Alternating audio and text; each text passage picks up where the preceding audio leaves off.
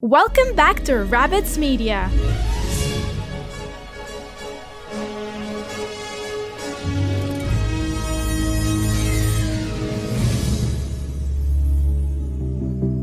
In this second episode of our 9-decade journey through the history of the Best Picture Academy Award, we advance midway into Hollywood's golden age, covering the most momentous and challenging decade of the 20th century, the 1940s.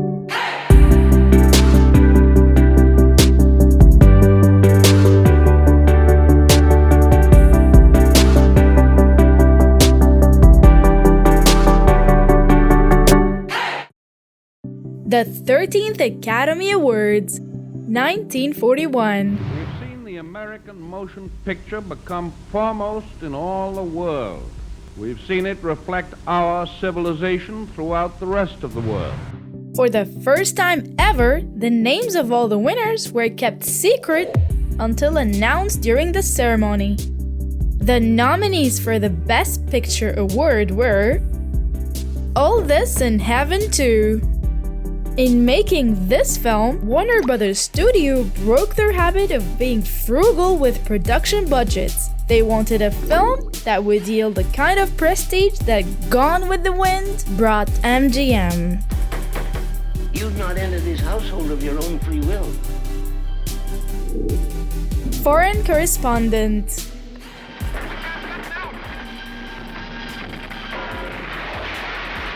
The moment we touched water, I pressed the button and the water shot right through the screen, tore it to ribbons. The final cost of this Hitchcock spy thriller was a then staggering $1.5 million.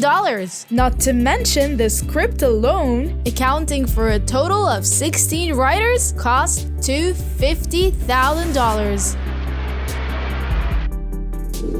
Kitty Foyle, based on Christopher Morley's 1939 best-selling novel.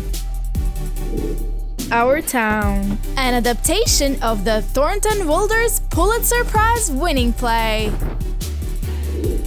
Rebecca. This was Sir Alfred Hitchcock's first American project. The Grapes of Wrath, based on John Steinbeck's 1939 Pulitzer Prize-winning novel. The Great Dictator. This political satire comedy-drama movie was financed entirely by Charles Chaplin himself, and it was his biggest box office hit.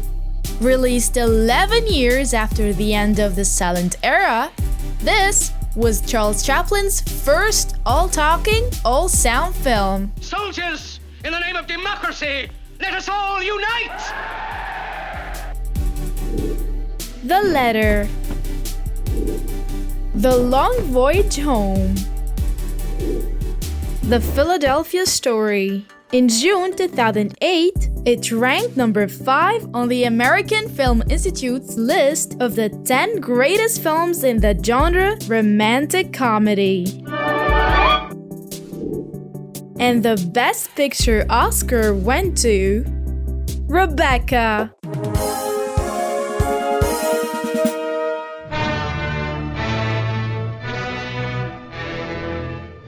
The only Hitchcock movie to win the prestigious award, and the top-grossing US movie of 1940. It's in all the rooms in the house. You can almost hear it now. Do you think the dead come back and watch the living? The 14th Academy Awards. Now, in 1942, the nominees for Best Picture were Blossoms in the Dust, Citizen Kane. I saw Citizen Kane on television for the first time, and I began to become aware of editing and camera positions. Citizen Kane is the most important, greatest American film as far as I'm concerned. This is the gold standard here. It's pretty hard to top Citizen Kane. Topped the American Film Institute's 1998 list of greatest American movies of all time. And again, on the 10th anniversary list from 2007. You got away with enormous technical advances, didn't you? Simply by not knowing that they were impossible. Here comes Mr. Jordan.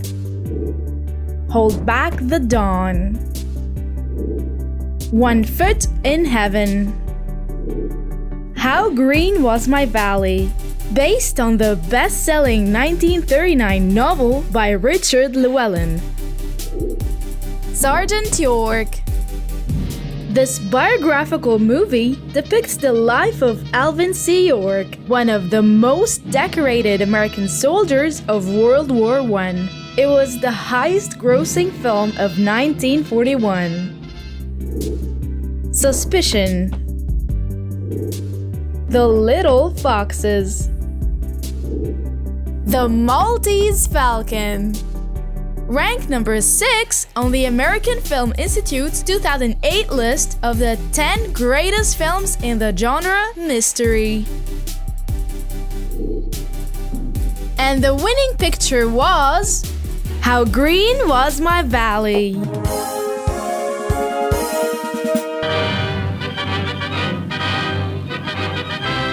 This is the only film directed by John Ford to win the Best Picture award. It was very much his favorite. To make a good boxer, you must have a good right hand, you see? We've now reached the 15th Academy Awards. 1943 was the last year that the ceremony was held at a banquet. Academy officials felt it was insensitive to host elegant dinner parties while the country was at war. So the following year, the Academy Awards moved to a theater. The government believes the motion picture business is in the right hands.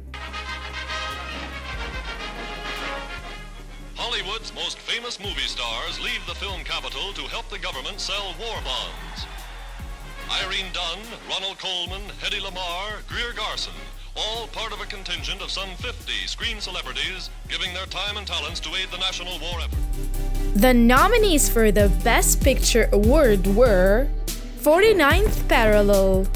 This British war drama was released in the US as The Invaders, and this is the name under which the Academy had it listed. King's Raw. This film was adapted from a best-selling 1940 novel of the same name by Henry Bellamy. Former US President Ronald Reagan described it in his autobiography as the best movie in which he appeared.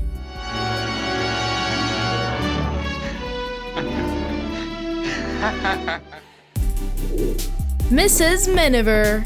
The highest-grossing film of 1942 and the first film to receive 5 acting Oscar nods. Random Harvest. The Magnificent Ambersons. The Pied Piper. It was adapted from its huge best-selling eponymous novel by Neville Shute.